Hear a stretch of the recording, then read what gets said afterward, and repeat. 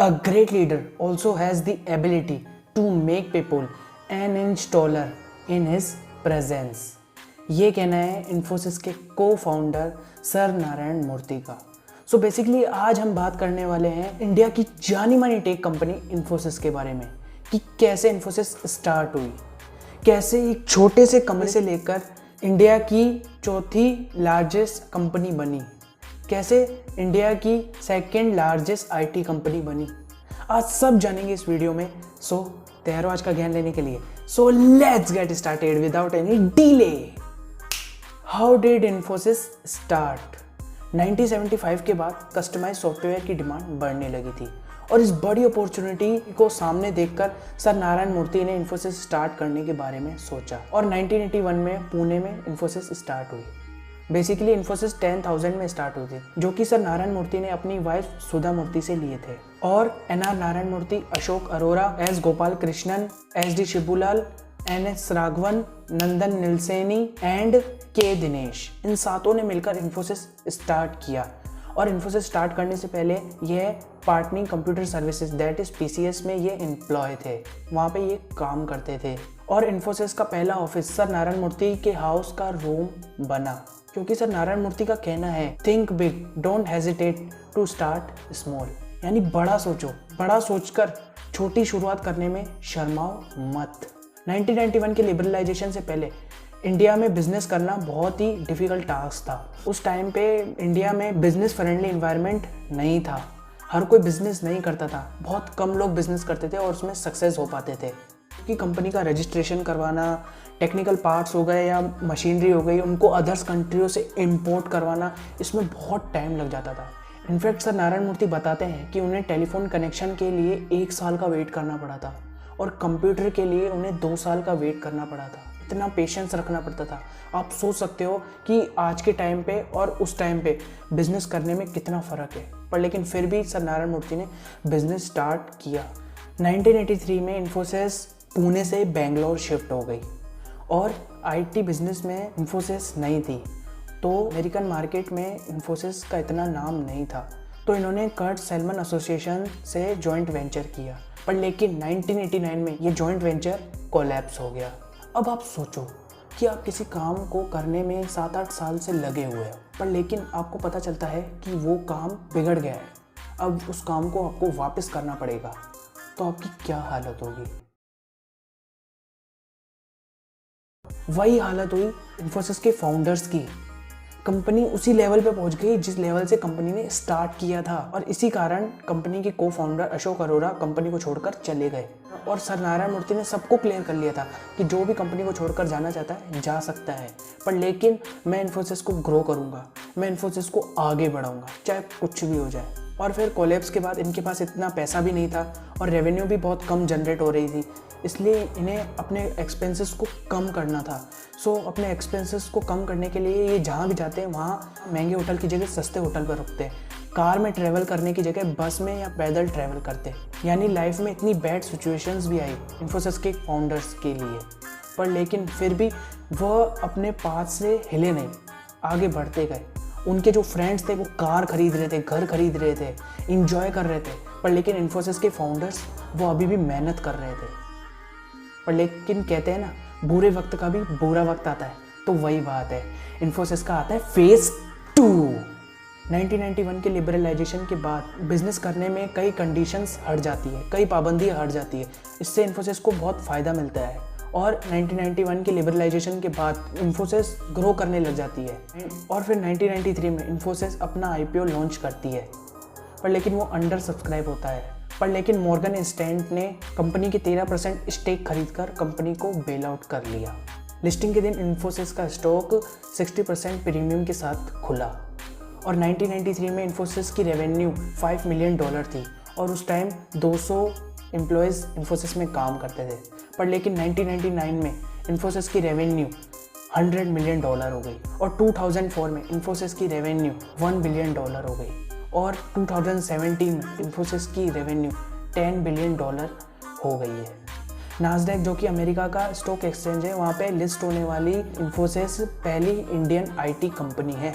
और इंडिया में ESOP that is employ stock option introduce करवाने वाली इन्फोसिस पहली कंपनी है और आज इन्फोसिस के स्टॉक खरीद कर इन्फोसिस के 18,000 से ज़्यादा एम्प्लॉयज़ मिलियनर बन चुके हैं। और अगर आप 1993 में इन्फोसिस में 10,000 लगा देना तो आज उनकी वर्थ 2.5 करोड़ होती है।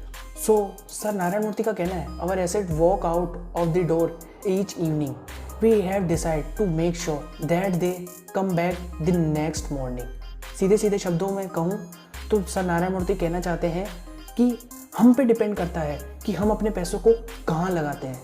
हम फिजूल खर्चों में पैसों को खर्च करते हैं या फिर अपने एसेट्स कलेक्ट करने में पैसों को लगाते हैं। आज इन्फोसिस का मार्केट कैपिटल 7.35 ट्रिलियन हो गया है और फाइनेंशियल ईयर 2021 में इन्फोसिस का ग्रॉस प्रॉफिट 35,000 करोड़ से भी ज़्यादा हो गया है। और आज दुनिया भर में इन्फोसिस के 123 डेवलप सेंटर और 82 ऑफिस हैं, जिसमें से इंडिया का मेन हेडक्वार्टर बेंगलोर में है और अमेरिका का हेडक्वार्टर फेयरमैन कैलिफोर्निया में है।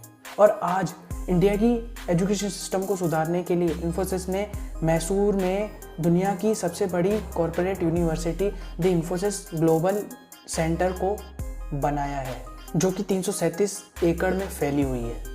और 1996 में इन्फोसिस ने अपनी खुद की फाउंडेशन इन्फोसिस फाउंडेशन को भी बनाया, जिसमें गरीब लोगों को हेल्थ केयर प्रोवाइड करना, गरीब बच्चों को एजुकेशन प्रोवाइड करना और रूरल डेवलपमेंट करना, ऐसे कई काम इन्फोसिस के फाउंडेशन के द्वारा किए गए हैं।